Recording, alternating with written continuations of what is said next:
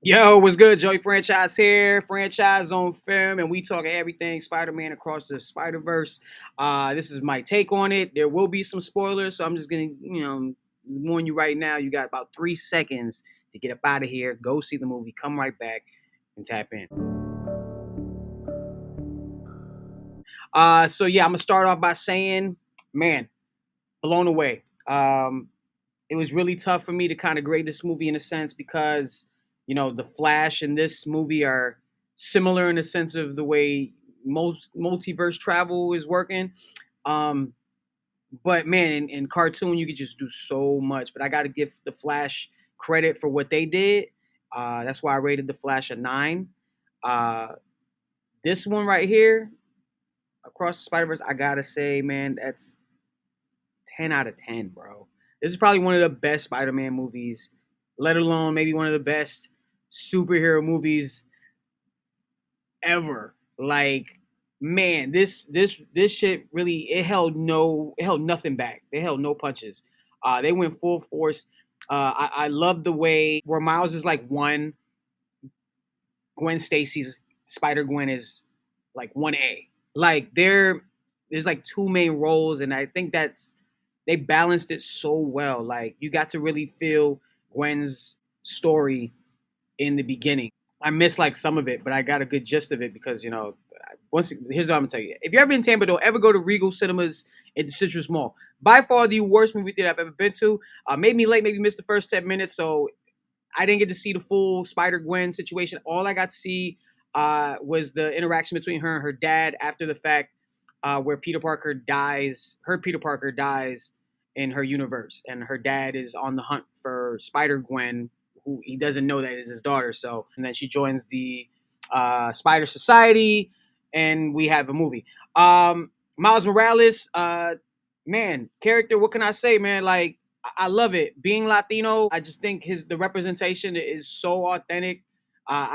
Being in those households with the Spanish mom, like I felt that. Like, and I thought his parents actually had they had a strong presence in the film as well. You felt the heart in that movie. In the whole family oriented, like even the New York vibe is like it was just on point. The soundtrack, I was bopping my head the entire time. Like everything about this movie was just spot on perfect. I saw no flaws in this at all. If you're a Spider-Man fan, like a true Spider-Man fan, this is what you want to see.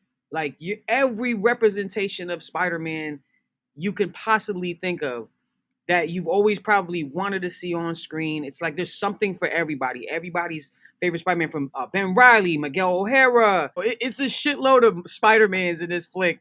And I think one of the dopest things about it too is they really tied in all the other movies. And they tied in the original Tobey Maguire Spider-Man. You see scenes from that in this film. You see scenes from Andrew Garfield's Amazing Spider-Man in this film.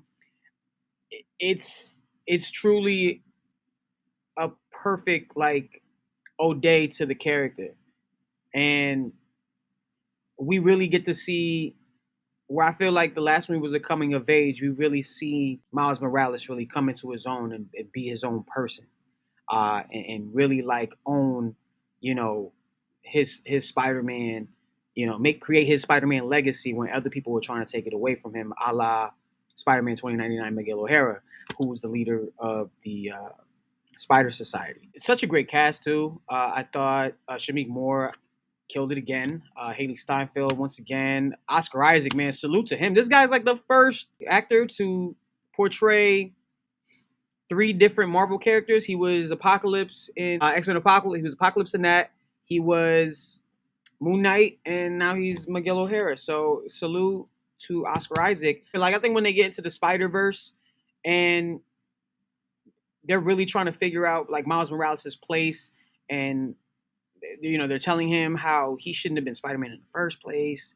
Like it's a whole bunch of wild shit that go on, and Miguel O'Hara, you feel that he's not really a villain in a sense. He's a villain in a sense where he's trying to protect the Spider Verse, and We learn in this movie that Miles is the spider that Miles was bitten by wasn't actually supposed to be in his universe. Like, and it's why it led to like Spider-Man dying, him dying the mantle, like all these like kind of things, like his Uncle Aaron, passing, like, and they think they do a better way. Like I said, the Flash, I felt explained the multiverse a lot better than how the MCU did. I think Spider Verse is also explaining the multiverse better than the MCU did as well. And Miguel O'Hara, that was a great scene where he just kind of breaks everything down, and like how like things like a spider traveling into a different dimension and biting somebody that's not supposed to bite, and how that can change everything, within the universe. So Miguel O'Hara is trying to protect that. Who's actually the main villain, really, for Miles Morales in this movie. The Spot is actually a character he has all these like weird like spots all over his body, and every spot like he can just like throw at like a wall, and his hand can go through the wall. In the beginning, he's just basically a small time crook who got his powers from the first movie, which is interesting. It was actually when Miles was um, escaping. I want to say like Doctor Octopus's like lab, or one of the labs, and he threw like a bagel at somebody, and it hit that guy, and that guy eventually ends up being the Spot who we see in this movie. He's a small time crook because he says he can't get a job, looking how he looks. So he turns to a life of crime. And he's trying to rob an ATM at a bodega. Spider-Man Miles Morales stops him. He's like vowing to be like his greatest villain, and he's like on this mission as he's still a fairly new villain who's understanding his powers for the first time, and you see him as he's like kind of figuring things out and what he can do, and what he can do is uh, travel and like really like fuck shit up in the multiverse. So he's kind of figured that out, and Miles is on a mission to stop him because part of his like the narrative for him is that he kills his dad. So Miles's dad becomes captain of the NYPD, or their NYPD. So he's trying to stop the Spot in his tracks. They do all this crazy multiversal travel. They travel to it's like I think it's India. You get that version of Spider Man. Like I said, man, there's so much going on in this movie, dog. Like, yo, you really got to just hang on and just keep your eyes. Don't even blink.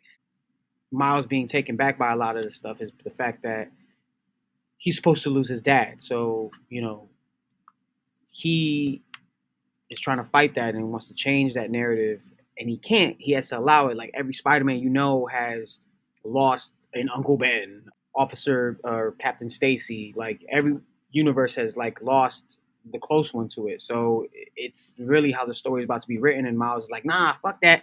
He's creating his own story. He's gonna do his own thing, and I like that part of the movie. You've seen it in the commercials where Miguel O'Hara's like got him, pinned up against a wall, and he's just like, "Nah, I'm gonna do my own thing." It's crazy. That whole sequence was insane. I thought and there was so much like comedy in it too, man. It was really an amazing nod to all the to Spider-Man uh, comics and characters. I thought actually there was a gripe I had with the movie when it was the ending. So later in the film, as Miles is escaping the Spider Verse and Miguel O'Hara and all the Spider Man's chasing him down, he travels back to his universe or what he thinks is his universe. He travels back to save his dad because the Spot is supposed to kill his dad. He thinks he's in his universe, but he's actually not, and he's in a universe where there is no Spider-Man. It was actually where the spider that bit him that wasn't supposed to be in his universe. It's that spider's universe, and his dad has passed away. His Nobody knows who Spider-Man is, obviously, and his uncle is back. Mahershala Ali's Prowler is back, and I guess he realizes that okay, you're not my Miles, like you're acting really weird, and then figures it out, and then uh, ties him to like a punching bag. So he's chained up to a punching bag. Lo and behold, the Miles of that universe is the Prowler, and oh boy has been and his uncle's been training him the entire time.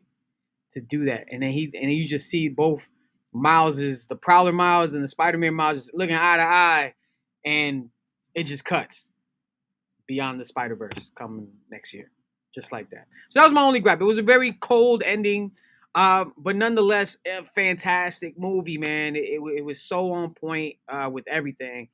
Every Spider-Man character got its shine, and I think it was a great look for Spider-Gwen's character, who she's looking to probably get a spinoff. We got to really see her flourish in this one right here. You got to see Miles really be, that dude and really, really own up and boss up and be the Spider-Man that he's supposed to be. And that was really awesome to watch. My predictions going forward is that Beyond the Spider-Verse will take us to a live action Miles Morales in that movie next year. So who that will be? Who knows? There's a rumor I've been hearing. Take every rumor with a grain of salt. That's flowing around Twitter, obviously. Uh, Rumor has it that Miles Morales will be in Tom Holland's MCU Spider or MCU unit. He will be in the MCU, and he will be Peter Parker's neighbor in the apartment that he moved into at the end of No Way Home. So that's what I'm hearing, and I don't think it's in a sense where I don't think because I don't think they haven't casted a live action version of Miles, but I'm sure like maybe at the end of Beyond the Spider Verse, at the end, Miles lands into or maybe turns his universe. I don't know, somehow taps in to Tom Holland's universe, and is his neighbor in the MCU. And you don't see his face, you probably see the back of his head or something like that, but he's looking at Tom Holland. That's my prediction. So there you have it. My review on Across the Spider Verse. Definitely gonna watch it another time. Again, like as I said, there's so much going on, bro. You saw me, I got kind of sidetracked a little bit, but hey, make sure you follow me on my gram at Joey Franchise, and of course at Franchise on Film. Give this a like, subscribe, do what you gotta do, follow. Till next time, peace.